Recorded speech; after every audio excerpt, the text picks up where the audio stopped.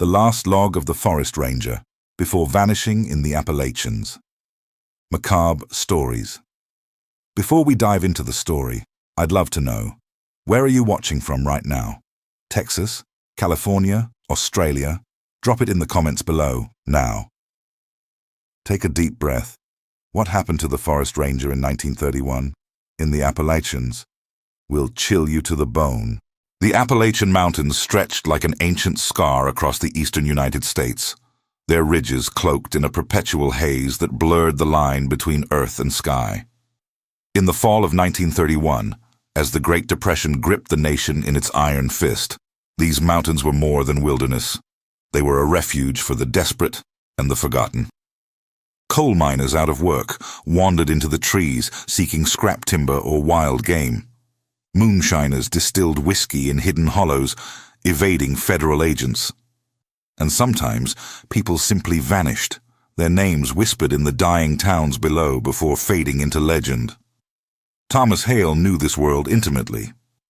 At 38, he was a veteran forest ranger with the United States Forest Service, assigned to District 12B, a remote sector deep in the West Virginia Appalachians. Tall and wiry, with calloused hands and eyes sharpened by years of scanning horizons, Thomas moved through the forest with the quiet assurance of a man who trusted patterns over prayers. He had patrolled denser woods out west and survived the mud of wartime trenches before that. The mountains respected competence, he believed, and he had always been competent. On October 21st, he arrived at his new ranger station under a sky heavy with the promise of rain. The cabin perched on a steep slope overlooking a valley of skeletal oaks and fog-choked ravines. It was a Spartan outpost, a single room with a cast-iron stove, a narrow bunk, a table scarred by decades of use, and shelves lined with canned supplies gathering dust. A crank-operated radio sat in the corner, its antenna rattling faintly against the window pane. Above the desk hung a rack of topographic maps, their edges frayed, marking trails, creeks, and ridgelines that only a ranger like Thomas could navigate blindfolded. He unpacked methodically, hanging his wool coat and wide-brimmed hat on pegs by the door. His rifle, a reliable Springfield, leaned in the corner, ammunition pouch at the ready. But the true heart of his duty was the leather-bound logbook, its pages crisp and waiting. Thomas opened it under the flicker of an oil lamp, the flame casting long shadows across the walls. He dipped his fountain pen and wrote in his precise, blocky script, October 21st, 1931, District 12B, first night on post. Weather clear, temperature dropping to 42 degrees. No signs of fire or unauthorized activity. Forest quiet. Birds active at dusk. Ranger Thomas Hale reporting.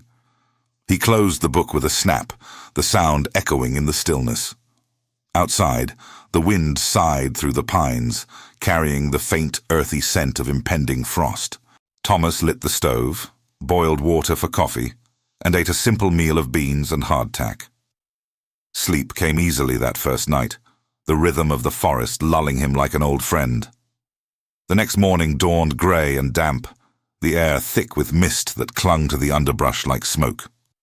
Thomas shouldered his pack, heavy with a canteen, compass, binoculars, and extra ink, and locked the cabin door.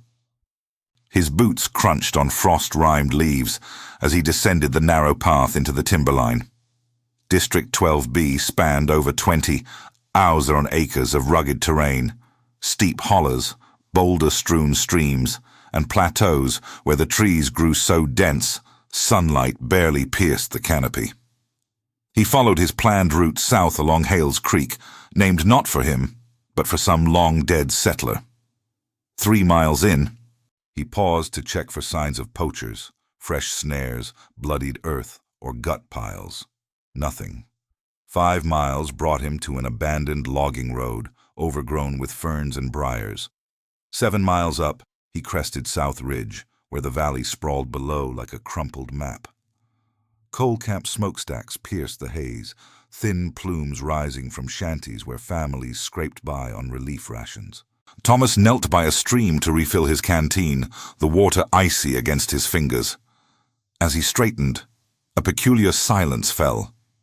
No birdsong, no rustle of squirrels, not even the whisper of wind through the leaves. The forest held its breath, every branch frozen in place. His pulse quickened. He scanned the tree line, hand drifting to his rifle sling. 10 seconds passed, 20, before a crow's harsh caw shattered the quiet, followed by a breeze that set the canopy shivering. He shook it off as fatigue from the hike and continued, but the unease lingered like damp wool against his skin. Back at the station that evening, as twilight bled into night, he opened the logbook again. October 22nd, 1931. Patrol to South Ridge, 14 miles round trip. No illegal logging or hunting observed. Brief anomalous silence at 1300 hours near creek. Possible microclimate shift. Weather holding steady, forest in balance. The phrase, in balance, was a mantra from his training. A healthy wilderness followed rhythms, predator-prey cycles, seasonal migrations, the pulse of rain and decay. District 12B felt balanced on the surface, but Thomas's instincts, honed by years in the wild, whispered otherwise. Days blurred into a routine of patrols. He mapped fresh bear sign near Devil's Hollow, noted a small slide of loose rock on North Face, and discovered an old moonshine still, its copper coils rusted and abandoned. The locals in the valley below were wary but civil when he passed through the general store for kerosene or tobacco.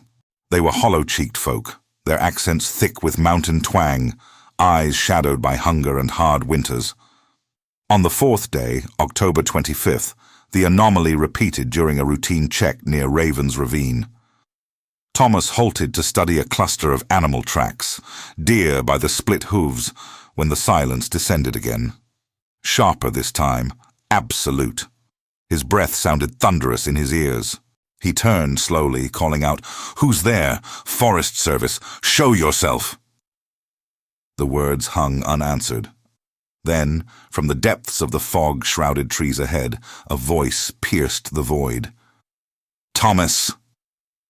It was clear, almost conversational, like a neighbor hailing him from across a yard.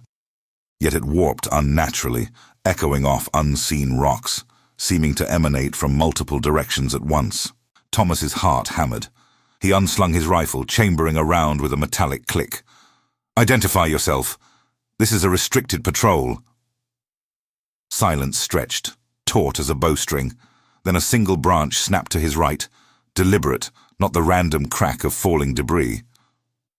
The canopy stirred, normal sounds flooding back, wind, birds, the distant gurgle of the ravine. Thomas swept the area with his binoculars, spotting nothing but shifting shadows. Sweat beaded on his forehead despite the chill. He backtracked to camp that night under a sky spitting the first flakes of unseasonal snow. At the station, the lamp's glow felt frail against the encroaching dark. His log entry that evening betrayed a crack in his composure. October 25th, 1931. Voice heard calling my name on Raven's Ravine Patrol. Approx. 1600 hours. No visual.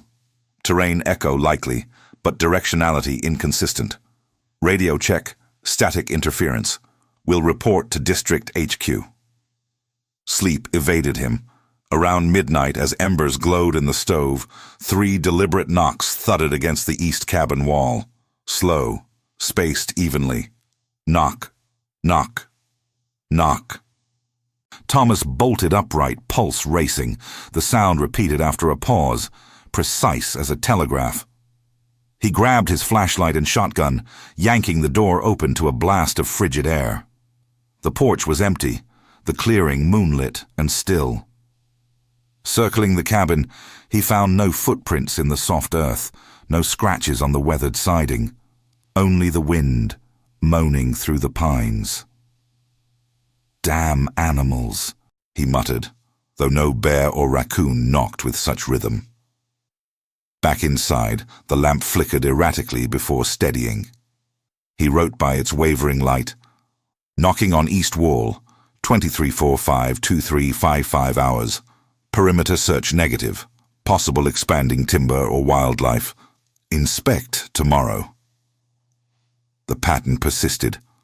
Silences ambushed him on patrols, always when he paused, drinking, mapping, resting. Whispers followed.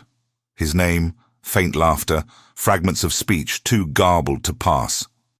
Nights brought the knocks, invariably 3, always at 11:50 p.m.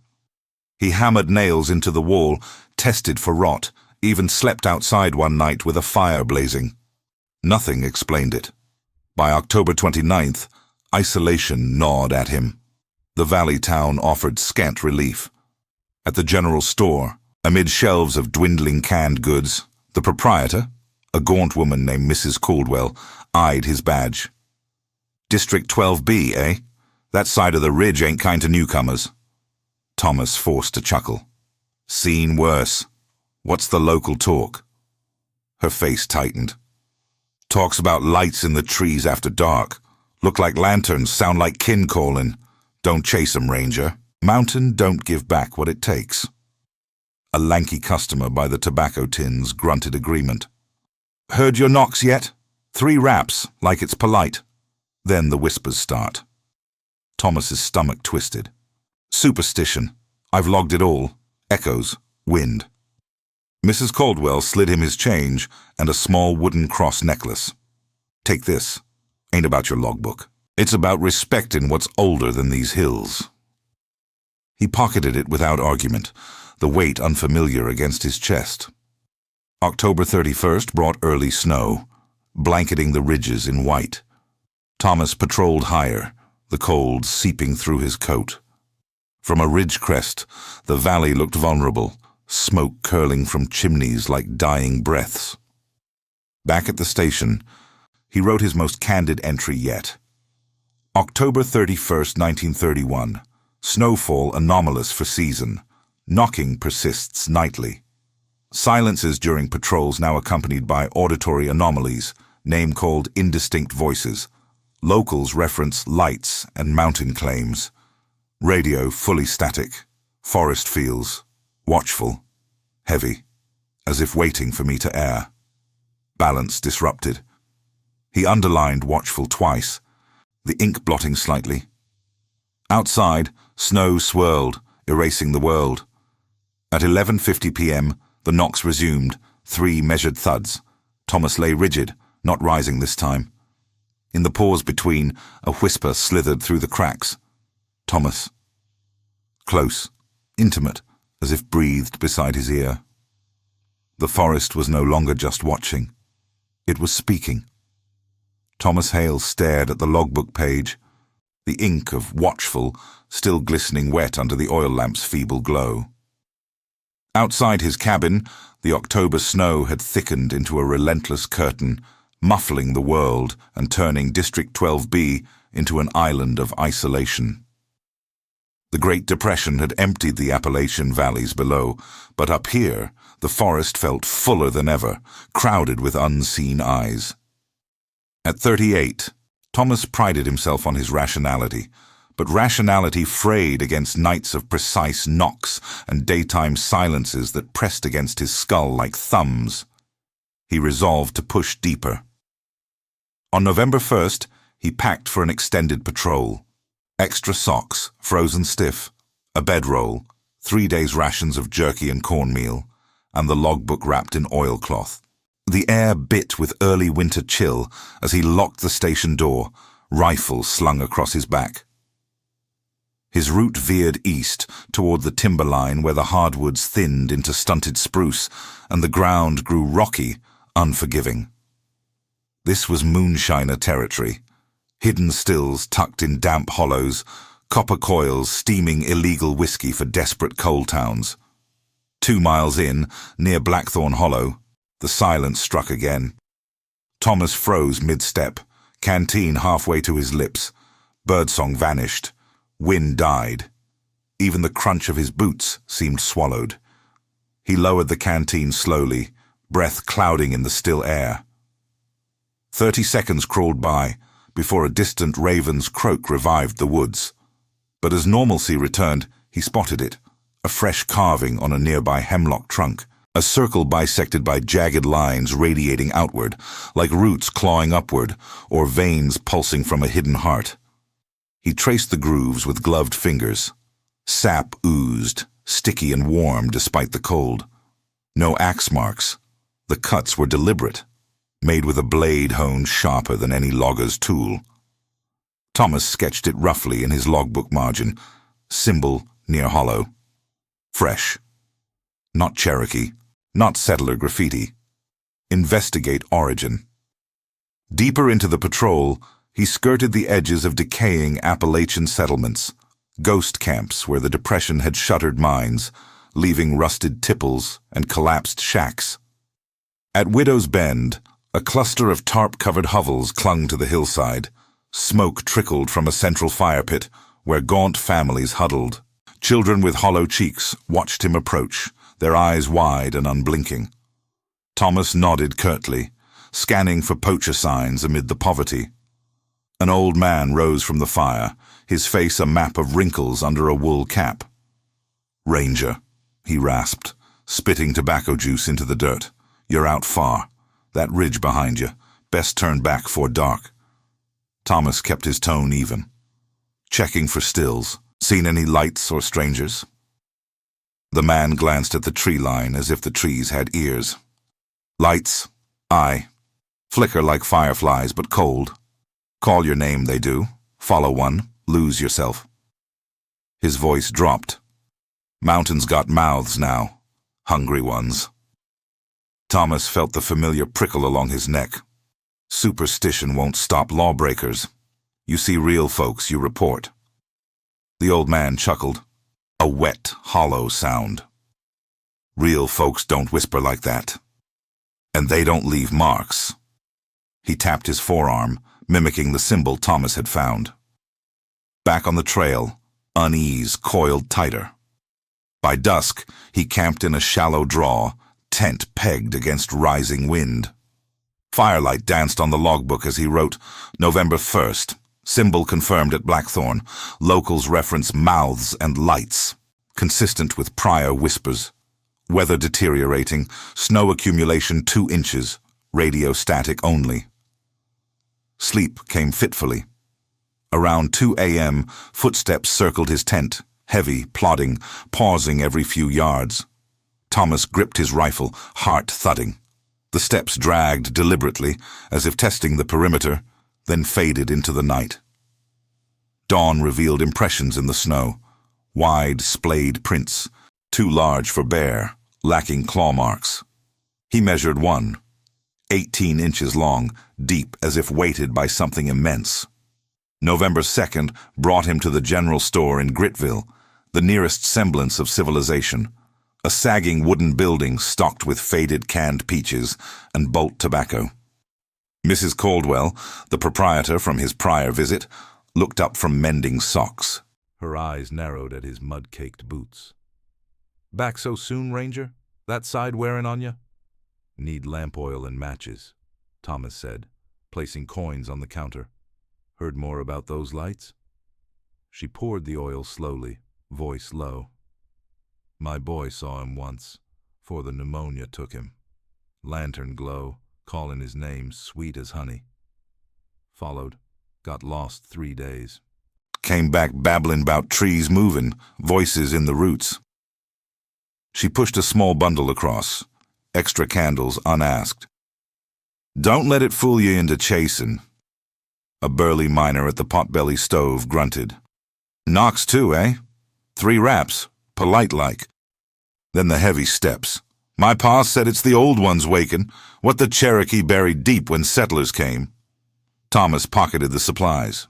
"Echoes and wind. I'll map it proper." Mrs. Caldwell's gaze softened with pity. "Map won't help when it knows your name." That night, back at the station after a grueling 18-mile push, the knocks returned at 11:50 p.m. 3 on the east wall, pause, 3 more. Thomas burst outside, flashlight beams slicing the snow.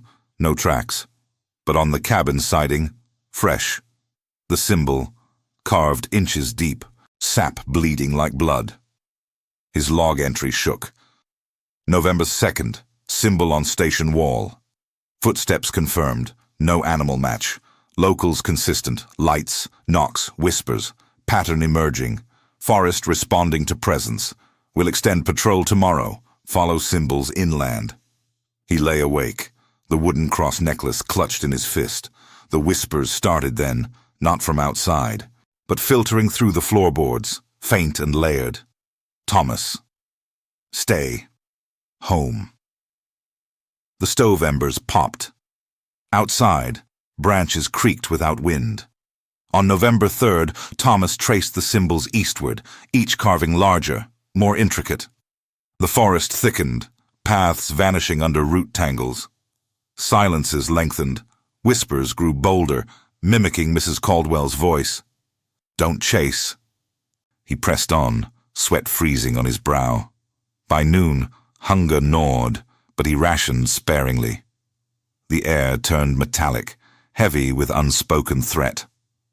Camped that night in a spruce thicket, footsteps resumed, heavier, circling tighter.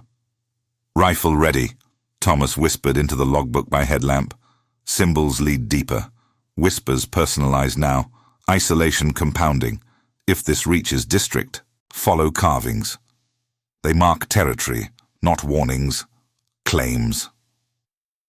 The flame guttered, snow hissed on the tent, and in the dark, the first lantern light flickered through the trees, pale, beckoning.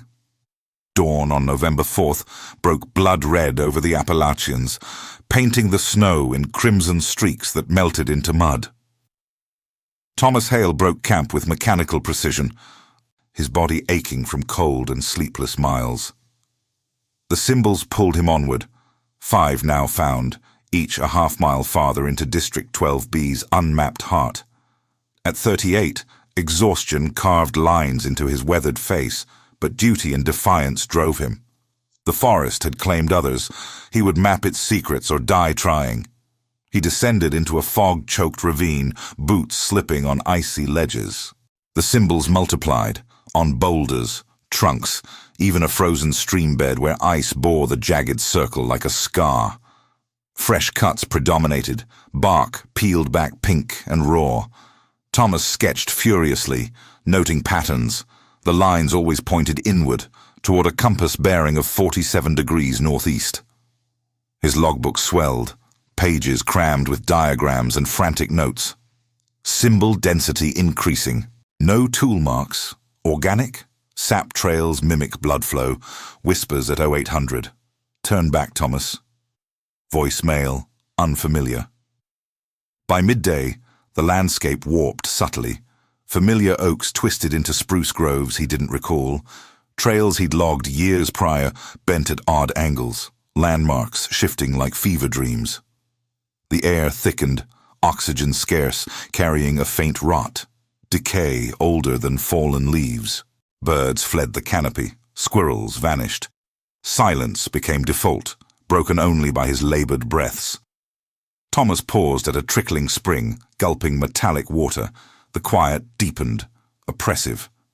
Then, from the ravine's throat, a woman's cry pierced the void.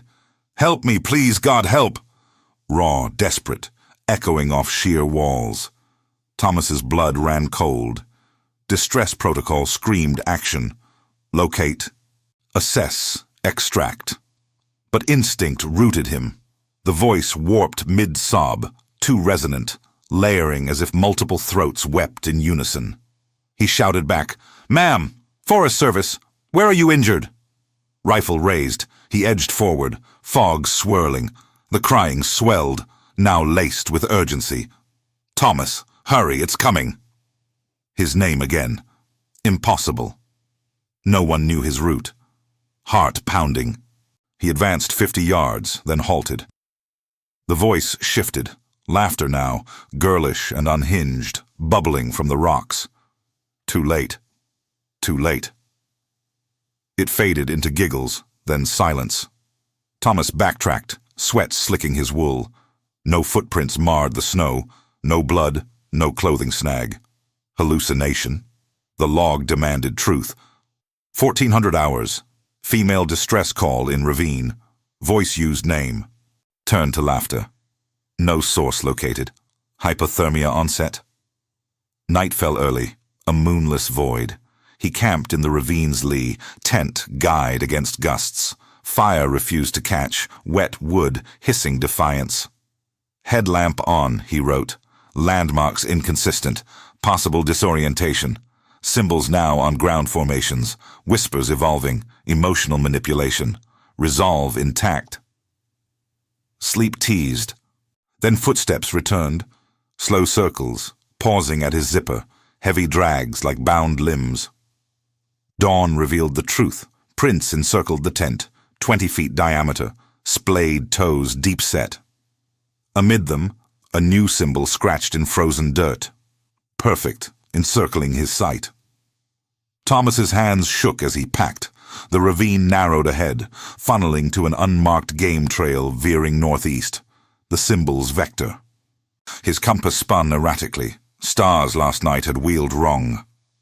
November 5th blurred into ascent. Snow deepened to ankles. Wind howling dirges. Whispers taunted constantly. Children's pleas, his late mother's voice. "Come home, Tommy." Miners cursing his name. Thomas plugged his ears with wax, but vibration hummed in his bones. He stumbled onto a ridge overlook. Below, a plateau uncharted. Mist-shrouded pines hiding. Something. A structure? Ruins? Hunger clawed. He chewed jerky mechanically. Silence ambushed. Absolute, his heartbeat deafening. From the plateau rose a hum, low, rhythmic, like chanting roots. The woman's laugh echoed anew, closer. Thomas gripped the log. 1700 hours. Auditory escalation. Plateau ahead. No map reference. Symbols converge there. Instinct, avoid. Duty, proceed. Dusk painted the trail black. He crested the ridge, flashlight piercing fog. The game trail appeared. Narrow, trampled deer path flanked by symbols glowing faintly phosphorescent. 50 yards in, a rusted signpost loomed. Forest Service issue. Penciled warning in faded script. Don't. Bullet holes riddled it. Old blood flaked the base. Thomas hesitated. Cross necklace burning against his chest. Legends flooded. Cherokee skinwalkers, settler sacrifices, depression ghosts. Rationality fractured. He stepped past the sign, trail plummeting into ancient spruce. Branches clawed. Air turned fetid. Whispers converged. Yes, Thomas. Finally. Deeper. Trees closed ranks. Canopy blotting stars. Symbols carpeted trunks. Pulsing. Footsteps flanked him. Heavy. Multiple. His log, scribbled by trembling light. Trail forbidden. Voices celebratory. Terrain alive. Branches shift. If found, symbols are invitations. The mountain claims what follows. Ahead, through thinning trees, a glow flickered. Not lantern, but wrong, cold blue, beckoning. The hum swelled to roar. Thomas pushed on, rifle cocked, into the unknown. Thomas Hale stumbled forward through the suffocating embrace of the ancient spruce, the cold blue glow ahead, pulsing like a distant heartbeat. November 5th had bled into night. The Appalachian snow now a treacherous crust underfoot, cracking with each step like brittle bones. At 38, his body screamed for rest, muscles knotted from endless miles, lungs raw from the metallic air. But the symbols compelled him. They carpeted every surface now, trunks etched with glowing veins, boulders scarred in radiating circles, even low-hanging branches where the cuts wept a viscous sap that steamed faintly in the chill. The game trail had vanished entirely, swallowed by roots that seemed to writhe when he blinked. The whispers had evolved into a chorus, overlapping voices mimicking everyone he'd encountered. Mrs. Caldwell's pitying tone, the old man's rasping warnings, even the woman's laughter from the ravine, now laced with mocking affection. Thomas, you've come so far. Join us. The words vibrated through the ground, up his legs into his teeth.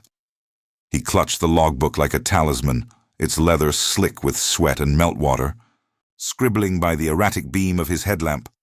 21:15 hours. Glow intensifies. Voices multi-sourced. Directional impossible.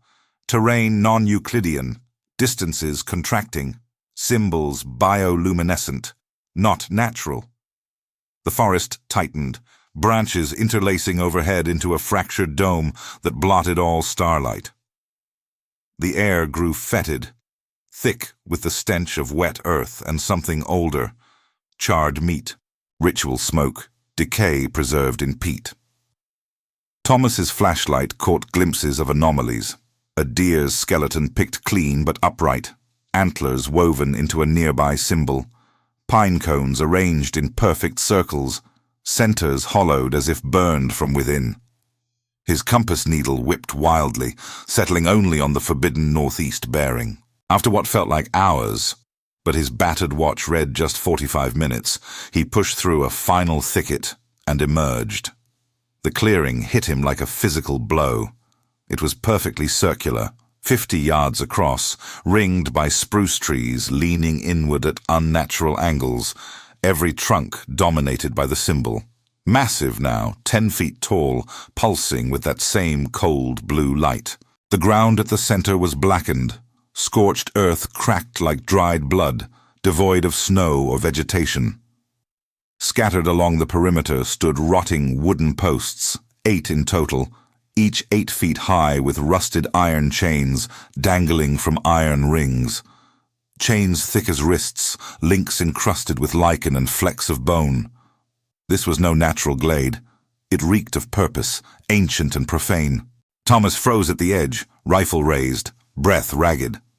No maps marked this place, no aerial surveys from the Forest Service noted it. Yet the posts suggested use, human, ceremonial, centuries old, predating the United States itself.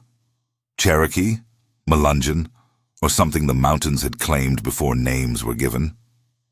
He circled the perimeter slowly, boots sinking into unfrozen soil that squelched unnaturally warm. His light swept the center, a crude altar of flat stones, stacked 5 high, the top slab stained dark, old blood, layered seasons deep. Kneeling, he examined it closer. Amid the patina gleamed fresh crimson, too vivid, pooling slightly despite the freeze. Too much for a rabbit, not enough for deer. Human? His stomach lurched. He touched it, warm, tacky, then yanked his hand back, wiping it on his trousers. The whispers hushed abruptly, leaving a vacuum that rang in his ears. Then, directly behind him, inches from his neck, Thomas. His own voice, calm, identical pitch and timbre. He spun, rifle whipping up, beam slashing empty air. The clearing stood still, trees closer than before, leaning further inward. Shadows stretched long where no light source justified them. Heart slamming, he backed toward the altar, logbook tumbling open in his lap. Ink flew. 23:10 hours, voice mimicry, mine. Fresh blood confirmed, temp anomalous, clearing unmapped, posts, chains indicate ritual restraint. Evacuate? No. Document. A second voice joined, the woman's from the ravine, sweet now, coaxing. You finally made it. Thomas, we've been waiting. The trees creaked in unison, wood groaning as if flexing joints. Bark split along symbol lines, emitting faint blue vapor. Shadows detached from trunks, humanoid but elongated, drifting like ink in water. Thomas fired once, blind into the dark, muzzle flash illuminating nothing but recoiling wisps. Panic clawed his rationality.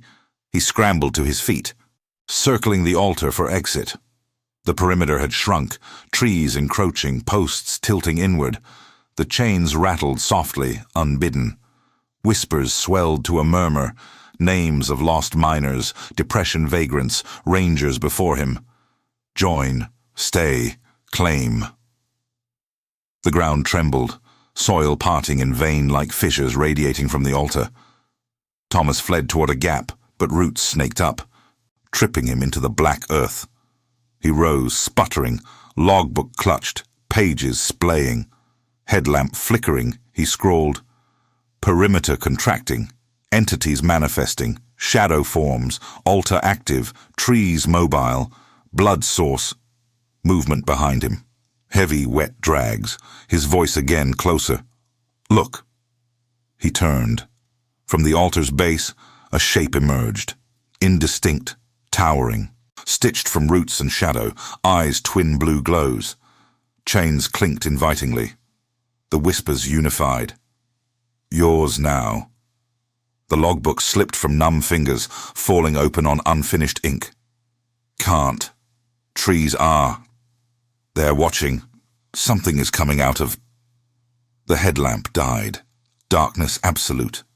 A final drag across the clearing. Then silence. The forest exhaled, snow resuming its fall, burying the glow. Weeks later, on November 28th, a search party of 6 Forest Service rangers and 4 local volunteers assembled at the base of District 12B. Led by grizzled District Supervisor Elias Crow, 52, they trudged up the snow-packed trail to Thomas Hale's station under a sky spitting sleet. The Great Depression had stretched resources thin. No helicopters, no bloodhounds, just men with axes, ropes, and grim resolve. Whispers of Hale's last radio static had reached HQ, fragmented words about symbols and watching, then silence. The cabin door hung ajar, snow drifted across the threshold. Inside, time had frozen, coffee mug half full and skinned over, maps spread with roots penciled in Hale's hand, stove cold as the grave. The logbook lay on the table, first entries mundane, patrols weather, then spiraling, silences, knocks, voices, symbols. Crow read aloud by lantern light, his voice gravelly. "Forest fields. Watchful." The men shifted uneasily. A young ranger, Jenkins, paled at, "They are claims." "Weather got him," Crow declared, though doubt edged his tone. "Hypothermia. Disorientation." They fanned out, following Hale's marked paths. Boot prints fading into ravine mud, fabric scraps thorn-torn, a rusted canteen dented by falls. 5 days yielded nothing but exhaustion, blistered feet, frozen beards, morale cracking under endless white. On day 7, near Raven's Ravine, Jenkins spotted it. A blood-stained rock jutting from snow, logbook frozen to its surface, pages warped and ink-smeared. "The last log." Hale's final words, fragmented. "Something is coming out of..." Crow pocketed it grimly. "Exposure delusions. Official report stays clean." Pushed by Jenkins' insistence, "Sir, the symbols..." They pressed northeast, against Crow's gut. The forest resisted. Trails vanishing, compasses failing, silences unnatural.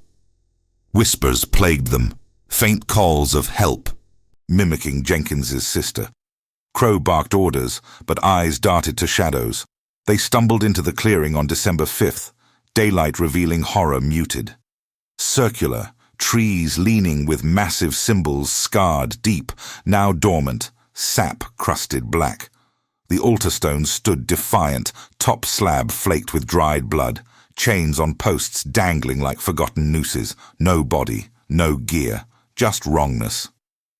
Soil warm under snowmelt, air humming faintly. Jenkins retched. "This ain't natural." Hale was here.